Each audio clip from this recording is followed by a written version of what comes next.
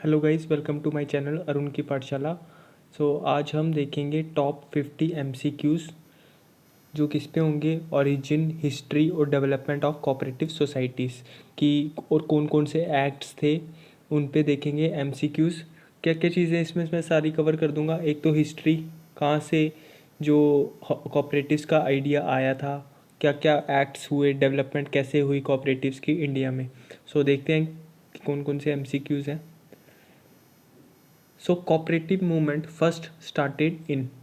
कोशिश करें कि सबसे पहले एक तो खुद से आंसर दें और देखें एंड में आपका कितना स्कोर बनता है। इससे आपको आइडिया हो जाएगा कि इस टॉपिक में आपको कितना आता है। फर्स्ट क्वेश्चन है, cooperative movement first started in. तो कहाँ से स्टार्ट हुई थी? ये बेसिकली हुई थी इंग्लैंड। इंग्लैंड, जैसे कि अगर आप सपोज़ कि आपने मेरे लेक्चर्स देखे हुए हैं तो आपको फर्स्ट इंस्टेंट में इसका आंसर आ जाना था कि इसका इंग्लैंड आंसर है। और अगर आपने नहीं देखे हैं तो मैं एडवाइस करूँगा कि प्लेलिस्ट में जाए, वहाँ कोऑपरेटिव्स की मेरी प्लेलिस्ट बनी हुई है, तो वहाँ जाके आप मेरे पुराने लेक्चर देख सकते हैं और इस वीडियो पे आकर आप जो एमसीक्यूज़ हैं उसको अटैम्प्ट कर सकते हैं। अगर आपने पहले से कहीं से पढ़ा हुआ है तब भी आप इसको अटैम्प्ट कर सकते हैं और देख सकते हैं कि आपको कितनी नॉलेज है इस टॉपिक की। Cooperative started in England. कहाँ से स्टार्ट हुई थी? बेसिकली जो रॉचडेल सोसाइटी थी इंग्लैंड की, वहाँ से स्टार्ट हुई थी। ये 28 मेंबर्स की सोसाइटी थी और हर एक मेंबर ने कितना कॉन्स्टिट्यूट किया था? 1 पाउंड। पाउंड भी कई बार अगर पाउंड ऑप्शन दिया होगा तो 1 पाउंड लगा के आना, और अगर कहीं ऑप्शन किया होगा कि डॉलर है तो $1। आई होप क्लियर होगा फर्स्ट। सेकंड है, इसी पे है, रॉचडेल पायोनियर्स, वही जो सोसाइटी थी इंग्लैंड की, establish society with a working capital of. तो मैंने जैसे कि बताया कि हर एक मेंबर ने इसमें, इस सोसाइटी में 28 मेंबर्स थे और हर एक मेंबर ने कितना कॉन्स्टिट्यूट किया था? 1 पाउंड। तो टोटल कितने पाउंड हो गए? 28 मेंबर्स थे तो 28 पाउंड। ए पार्ट इसका ऑप्शन हो जाएगा, आंसर हो जाएगा। नेक्स्ट क्वेश्चन है, the members of cooperative society have. तो क्या, कौन सी टाइप की लाइबिलिटी होती है? तो उनकी कौन सी टाइप की लाइबिलिटी होती है? बी पार्ट, लिमिटेड लाइबिलिटी होती है मेंबर्स ऑफ कोऑपरेटिव सोसाइटी की। तो लिमिटेड और अनलिमिटेड लाइबिलिटी में क्या फ़र्क होता है? लिमिटेड लाइबिलिटी मीन्स अगर एक सोसाइटी है, उसके कुछ मेंबर्स हैं और वो सोसाइटी जो कोऑपरेटिव सोसाइटी है, अगर वो डिसोल्यूशन में आ जाती है और उसके कुछ डेप्ट्स रह जाते हैं, तो अनलिमिटेड लाइबिलिटी में क्या क्या होगा कि जो मेंबर्स होंगे वो घर से भी अपने असेट या कोई और प्रॉपर्टी से उस कर्ज़े को चुकाएंगे। लेकिन लिमिटेड लाइबिलिटी के केस में ऐसा नहीं होता है। जो उनका असेट होगा वो related to only cooperative society होगा, ना कि वो अपने घर के या कहीं और प्रॉपर्टी से अपने असेट को लाकर इसका कर्ज़ा चुकाएंगे। कौन सी लाइबिलिटी होती है मेंबर्स ऑफ कोऑपरेटिव सोसाइटी की? B, limited liability. Next question है, cooperatives in India follow which type of organisation structure. तो कौन से टाइप ऑफ ऑर्गेनाइजेशन स्ट्रक्चर होता है? होता है federal structure. Federal structure means, अब जैसे एक होता है स्टेट होगी, स्टेट के अंदर भी डिस्ट्रिक्ट लेवल पे भी इंस्टीट्यूशंस हो सकते हैं कोऑपरेटिव सोसाइटी के, और ब्लॉक लेवल या पंचायत लेवल पे भी हो सकते हैं। तो ये क्या, कौन से टाइप का स्ट्रक्चर बन गया? फेडरल, जिसमें पावर्स क्या है? डिस्ट्रीब्यूटेड है। लेकिन जो हर एक लेवल पे जो सोसाइटी हैं वो इंडिपेंडेंटली वर्क कर रही है। तो कौन से टाइप का स्ट्रक्चर होता है? Federal structure. नेक्स्ट क्वेश्चन देखते हैं, for cooperative credit societies the interest rate for deposits are fixed by. कौन फिक्स करता है इंटरेस्ट रेट डिपॉजिट्स का? वो करता है रजिस्ट्रार, क्योंकि जो कोऑपरेटिव क्रेडिट सोसाइटी होती है उसमें जो सबसे ज़्यादा पावर दी गई है वो किसको दी गई है? रजिस्ट्रार को। नेक्स्ट क्वेश्चन देखते हैं, the urban credit cooperatives also known as. क्या होगा? National bank, urban cooperative banks या नन ऑफ दीज। तो इसका आंसर होगा urban cooperative banks. Urban credit cooperatives को हम क्या बोल सकते हैं और क्या बोलते हैं? Urban cooperative banks. तो नेक्स्ट क्वेश्चन देखते हैं, cooperative banks that fall under the banking regulation act of 1949 are controlled by. So जो कोऑपरेटिव बैंक्स हैं, जो बैंकिंग रेगुलेशन के एक्ट के अंदर 1949 में वो कौन कंट्रोल करता है? अब सबको पता है कि जो बैंक्स हैं उनको कंट्रोलिंग ऑर्गेनाइजेशन कौन सी है? आरबीआई। और आरबीआई कब एस्टेब्लिश हुआ था? 1935 एक्ट से ये आरबीआई की शुरुआत एस्टेब्लिश हुआ था।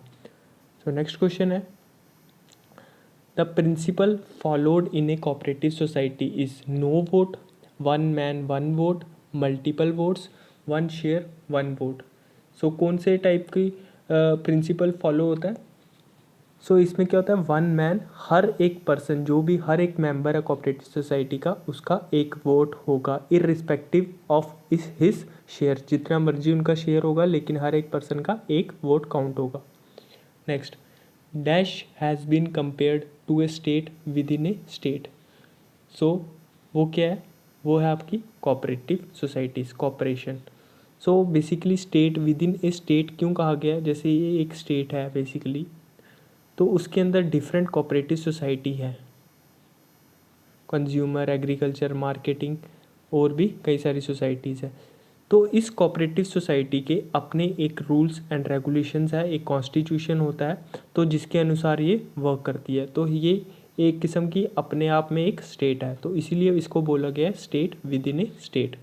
नेक्स्ट क्वेश्चन देखते हैं।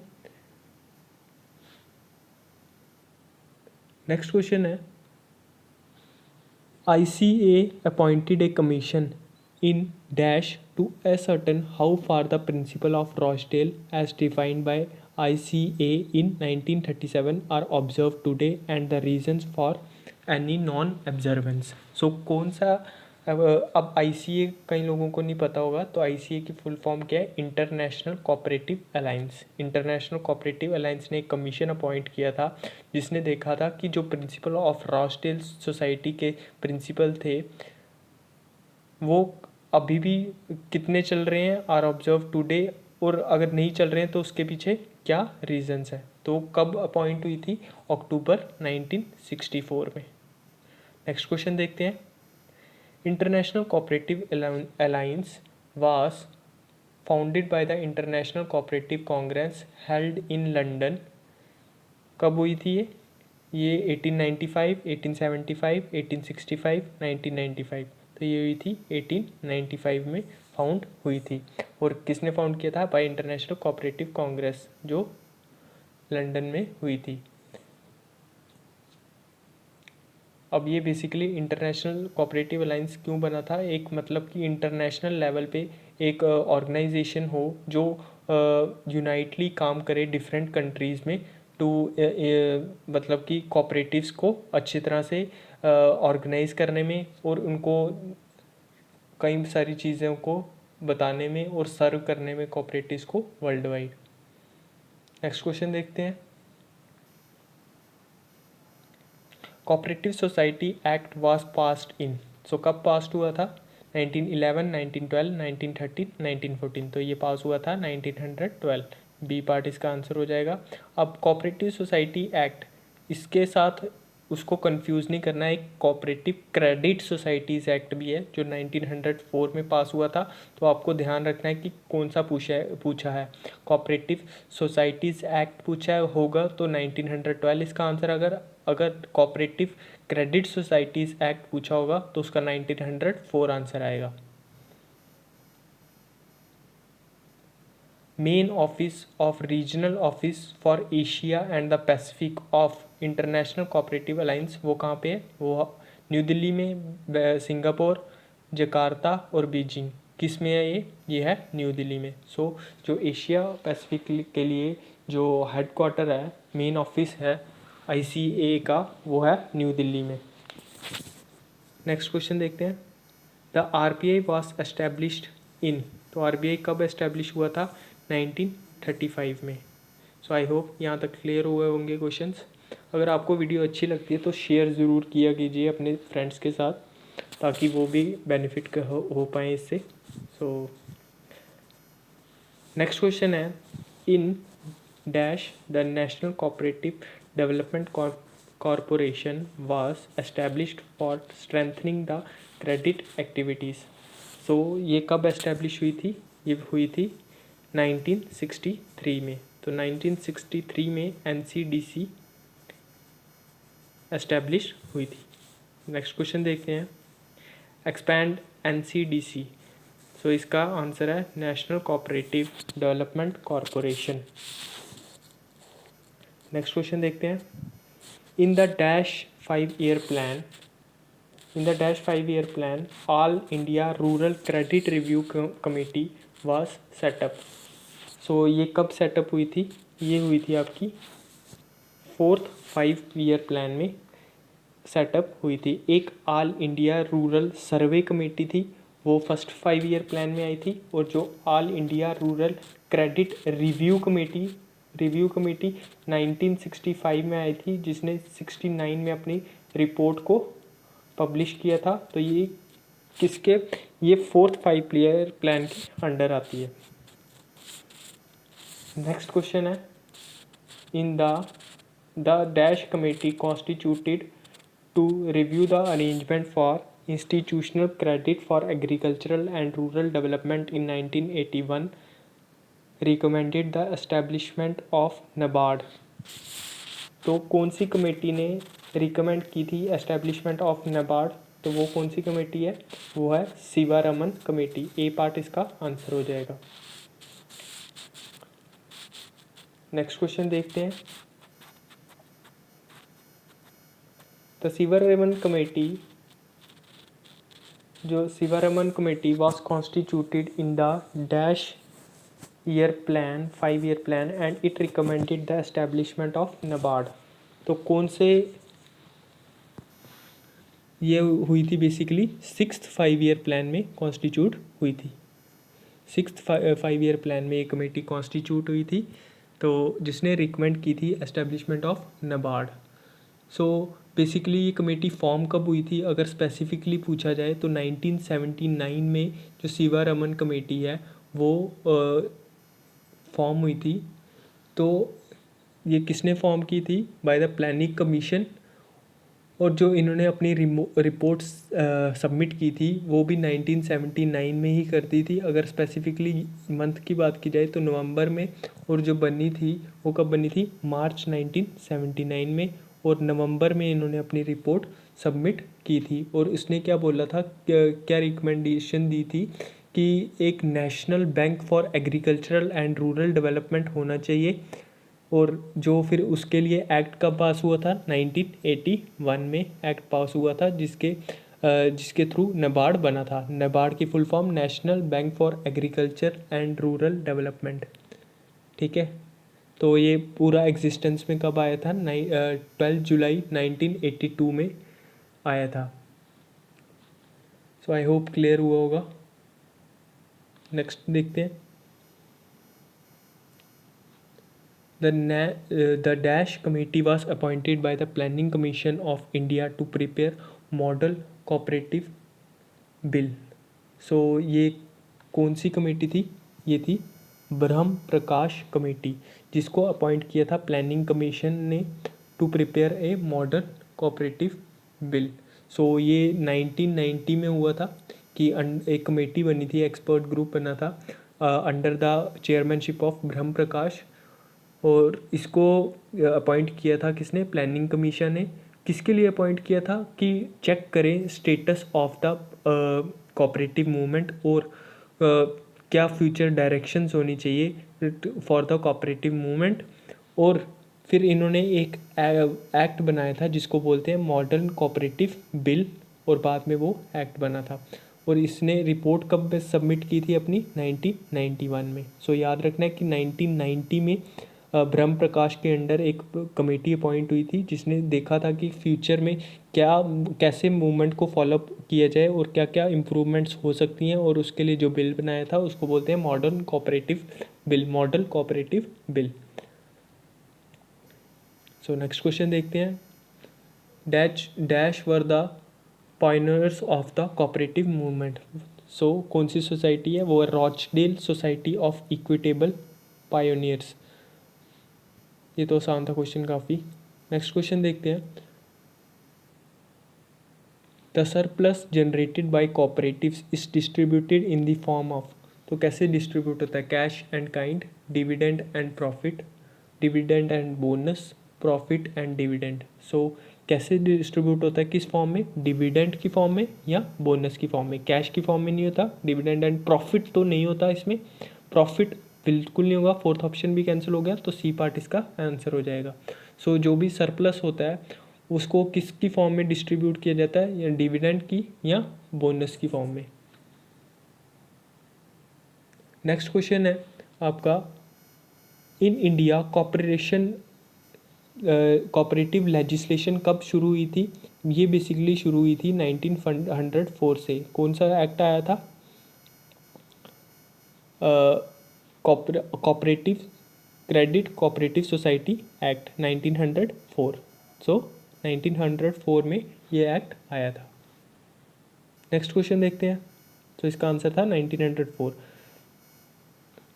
नेक्स्ट क्वेश्चन है, the dash committee in 1945 observed that the Act of 1912 need revision in certain respects and recommended that the provinces in which the Cooperative Society Act of 1912 was in force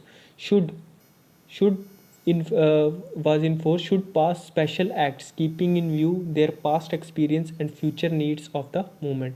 So कौन सी committee थी जो 1945 में observe हुई थी, जिसने देखा था कि 1904 में जो एक्ट है उसमें कुछ रिविजन्स चाहिए, ताकि आने वाले जो पास्ट एक्सपीरियंस है और फ्यूचर नीड्स के ऊपर, कोऑपरेटिव मूवमेंट्स की नीड्स के ऊपर कुछ और डिसीजंस लेने चाहिए। तो वो कौन सी कमेटी थी, वो थी खुसरो कमेटी। नेक्स्ट क्वेश्चन देखते हैं, A novel form of cooperative organization known as producer company was introduced by amending the, कौन सा एक्ट अमेंड हुआ था उसमें, उसमें हुआ था कंपनीज एक्ट 1956 को अमेंड किया गया था। जो कंपनी एक्ट आपको अगर पता होगा, आई थिंक अगर अकाउंट असिस्टेंट की तैयारी की थी आपने, तो कंपनी एक्ट 1956 भी होता है एक, ठीक है। नेक्स्ट क्वेश्चन देखते हैं, NCUI की फुल फॉर्म क्या है। सो क्या है, national cooperative union of India, national coir union of India, natural coir union of India, national commission for universities in India. तो फर्स्ट ऑप्शन है इसका national cooperative union of India. ये basically सबसे highest organisation है जो represent करती है cooperative movement को कंट्री में। और कब एस्टेब्लिश हुई थी NCUI, national cooperative union of India, 1921। So basically ये ऑल इंडिया कोऑपरेटिव इंस्टीट्यूट है, एसोसिएशन। और बस आपको इतना ही याद रखना है कि NCUI कब एस्टेब्लिश हुआ था, और अभी भी ये वर्क करता है, अब करंट डेट में भी वर्क करता है, और इसके काफ़ी सारी ब्रांचेस हैं डिफरेंट स्टेट्स में। नेक्स्ट क्वेश्चन देखते हैं, all India rural credit survey committee is known as the, क्या है, dash is known as the dash of Indian cooperative movement. So ये क्या है, Magna Carta of Indian cooperative movement इसको बोला जाता है। तो डी पार्ट इसका आंसर हो जाएगा। नेक्स्ट क्वेश्चन देखते हैं, the first marketing cooperative was organised at dash in the former Bombay province in 1915। जो फर्स्ट मार्केटिंग कोऑपरेटिव थी वो कहाँ ऑर्गेनाइज हुई थी, वो बेसिकली हुई थी हुबली में। सो इसका ऑप्शन ए इसका आंसर है। सो हुबली में ऑर्गेनाइज हुई थी, वेट ए सेकेंड, सो ये ऑर्गेनाइज हुई थी हुबली में इन द फॉर्मर बॉम्बे प्रोविंस 1915 में। 1915 में जो फर्स्ट मार्केटिंग कॉर्पोरेशन है वो हुबली में ऑर्गेनाइज हुई थी। तो याद रखना है। NAFED, NAFED is connected with, so NAFED किससे कनेक्ट है आपकी, पहले तो नेफेड की फुल फॉर्म पता होनी चाहिए जो काफ़ी इंपॉर्टेंट है। सो बेसिकली नेफेड की फुल फॉर्म क्या है, नेशनल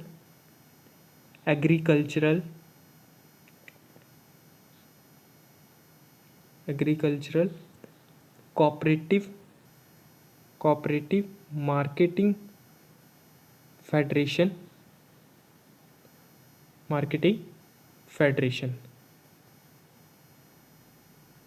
सो क्या फुल फॉर्म है इसकी? National agricultural cooperative marketing federation. So marketing federation से ही पता चल गया कि इसके ये रिलेटेड टू मार्केटिंग है, वो एक ही ऑप्शन है हमारा ए पार्ट। सो एग्रीकल्चरल मार्केटिंग से ये रिलेटेड है। सो ये अब एक और क्वेश्चन आ सकता है, ये एस्टैब्लिश कब हुई थी? सो 2 अक्टूबर 1958 को ये एस्टैब्लिश हुई थी। और ये कौन से एक्ट के अंदर रजिस्टर्ड है, ये भी आ सकता है। सो ये कौन से एक्ट के अंदर रजिस्टर्ड है? ये आपकी रजिस्टर है मल्टी स्टेट कोऑपरेटिव एक्ट के अंडर रजिस्टर है। Multi state cooperative society act, multi state cooperative society act. Multi state क्यों है? क्योंकि इसकी काफ़ी सारी ब्रांचेस जो हैं वो डिफरेंट स्टेट में है, इसलिए। सो इसका बेसिकली मोटिव, ऑब्जेक्टिव पूछें तो ऑब्जेक्टिव क्या है? ऑब्जेक्टिव इसका यही है कि कोऑपरेटिव मार्केटिंग करना, किसकी? एग्रीकल्चरल प्रोड्यूस की, to benefit the farmers. Next question देखते हैं। सो नेक्स्ट क्वेश्चन है, the urban cooperative banks, salary earners societies, thrift and credit societies, ये किसकी एग्जाम्पल है?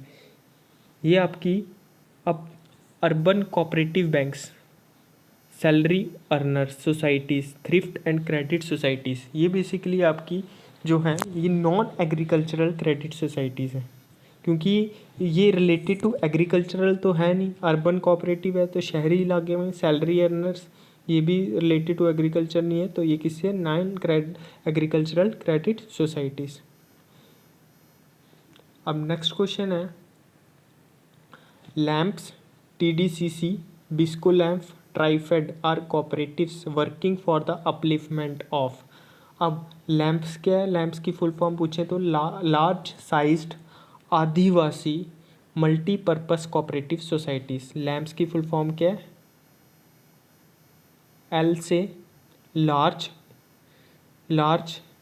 Sized multipurpose cooperative societies, multipurpose cooperative societies. So Adivasi, large sized Adivasi multipurpose societies. तो आदिवासी से ही पता लग गया कि मुझे कौन सी किसके लिए अपलिफ्टमेंट किसकी होगी? शेड्यूल ट्राइब्स की, क्योंकि शेड्यूल ट्राइब्स। तो और भी फुल फॉर्म देखने तो TDCC की क्या फुल फॉर्म होगी? Tribal development cooperative corporation, tribal development cooperative corporation, tribal development cooperative corporation. अगर बिस्को लैंप की पूछेंगे, ये पूछेंगे नहीं वैसे, Bihar state cooperative lac marketing federation. TRIFED की क्या होगी? Tribal cooperative marketing development federation of India limited, tribal cooperative marketing development federation of India, tribal marketing development federation of India. So I hope clear होगा यहाँ तक। अब नेक्स्ट क्वेश्चन है, the first dairy cooperative society 1913 में registered हुई थी Allahabad in UP. तो वो कौन सी थी? तो वो थी आपकी कटरा कोऑपरेटिव डेयरी सोसाइटी। वो कौन सी थी? Katra cooperative dairy society. Next question है, the products of dash is popularly known by the brand name Amul. Amul तो सबका पता है। तो ये किसके प्रोडक्ट्स हैं? ये कौन सी सोसाइटी थी बेसिकली? ये आपकी सोसाइटी थी कायरा डिस्ट्रिक्ट मिल्क और कोऑपरेटिव मिल्क प्रोड्यूसर्स यूनियन। तो कायरा कोऑपरेटिव याद रखना है, कायरा से याद रखना है। ये कायरा किसके रिलेटेड है? अमूल के। नेक्स्ट क्वेश्चन है, the operation flood program was started on. तो ऑपरेशन फ्लड जो रिलेटेड टू मिल्क है, तो वो किसके कब स्टार्ट हुआ था? जुलाई 1, 1917 में शुरू हुआ था। नेक्स्ट क्वेश्चन है, रॉबर्ट ओवन कौन थे? जिसके आइडियाज़ से जो रॉचडेल सोसाइटी के मेंबर्स थे वो सारे क्या थे, इनके आइडिया से इंस्पायर्ड थे। रियल doctor William King, Luigi Luzzatti, Louis Blanc, ये सब किसकी एग्जाम्पल हैं, इकोनॉमिस्ट की? नहीं। Cooperative leaders, yes cooperative leaders थे ये सारे। सो नेक्स्ट क्वेश्चन देखते हैं। NCCF was set up on 16 October 1965 and is administered under, तो कौन सी एक्ट के अंदर ये एडमिनिस्टर्ड है?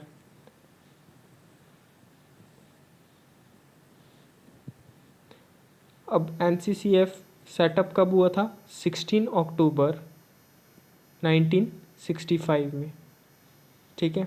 और ये एडमिनिस्टर्ड है, ए पार्ट इसका आंसर आएगा multi state cooperative society act 2002 में के अंडर ये एडमिनिस्टर्ड होता है, उसके अंडर ये रजिस्टर्ड है।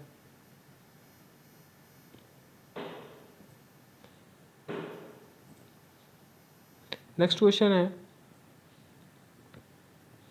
Dash was established in 1969 as an apex organisation for coordinating, guiding and promoting cooperative housing activities in India. तो हाउसिंग के रिलेटेड कौन सी कोऑपरेटिव थी जो 1969 में एस्टैब्लिश हुई थी और वो अपेक्स ऑर्गेनाइजेशन है? वो आपकी आएगी A part, national cooperative housing federation. National cooperative housing federation कब एस्टैब्लिश हुई थी? 1969 में। नेक्स्ट क्वेश्चन है, नेफेड पे है, तो ये कब हुआ था? ये मैंने आई थिंक बताया पहले भी कि कब हुआ था ये national agricultural cooperative marketing federation 1965 में। नेक्स्ट क्वेश्चन है,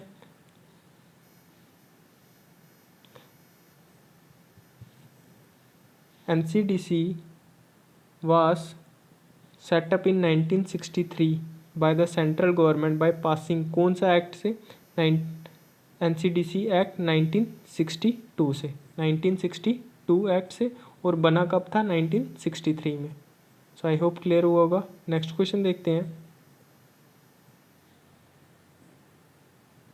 the creation of national dairy development board in dash was a major step towards the organization of dairying on cooperative lines.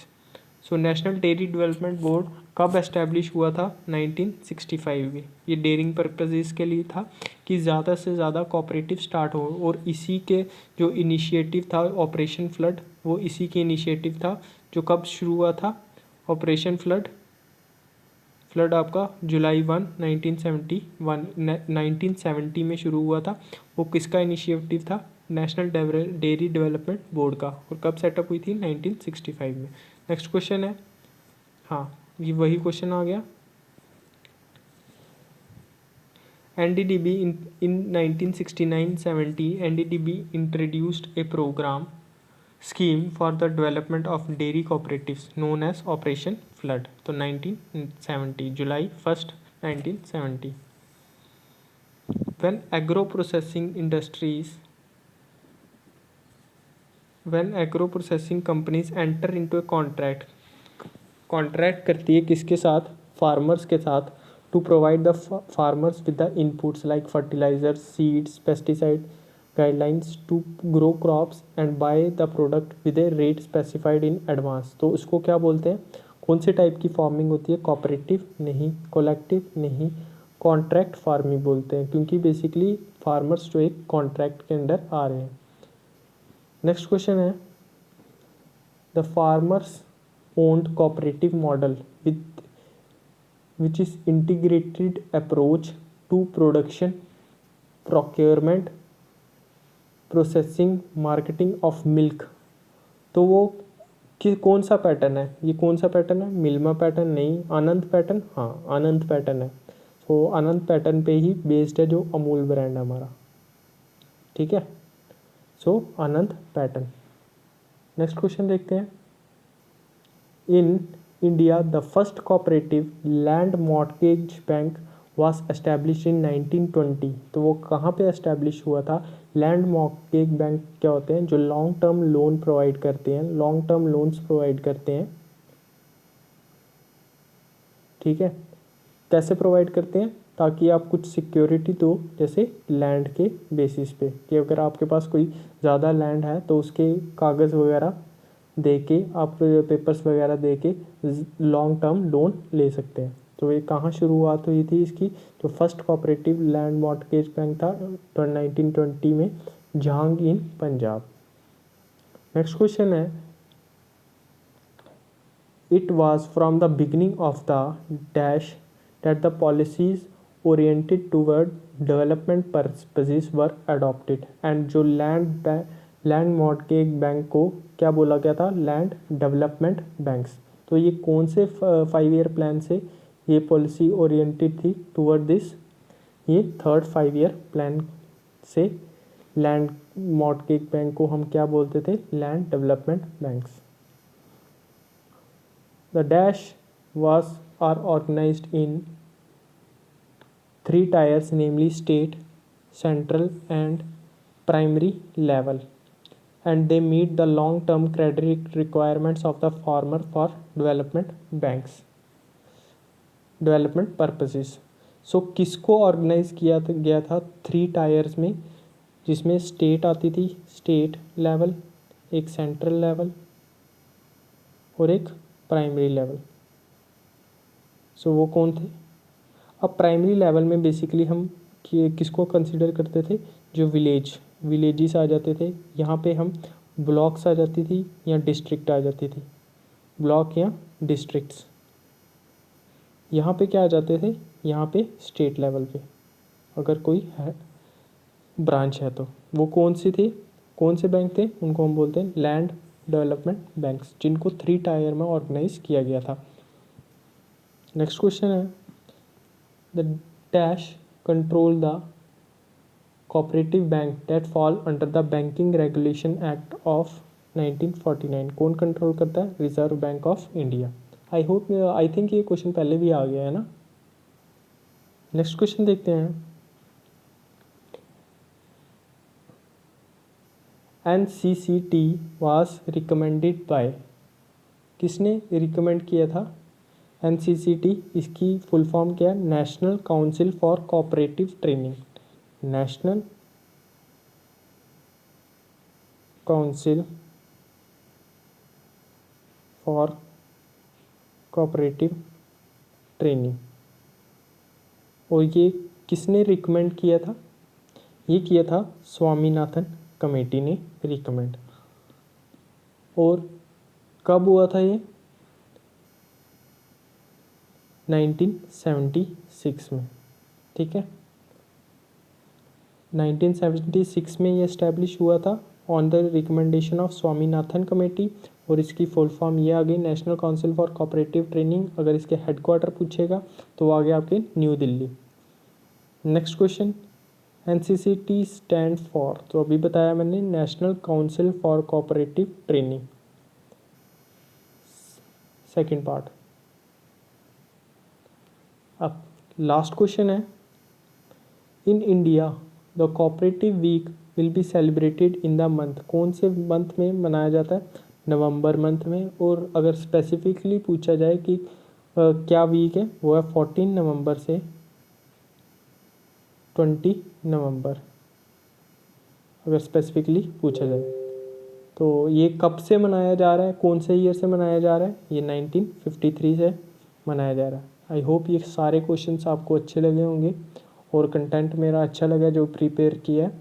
तो अगर वीडियो अच्छी लगी है तो ज़्यादा से ज़्यादा लाइक करना और शेयर करना, और कमेंट में अपना रिव्यू ज़रूर देना, फीडबैक ज़रूर देना कि आपको वीडियो कैसी लगती है। Okay, thank you.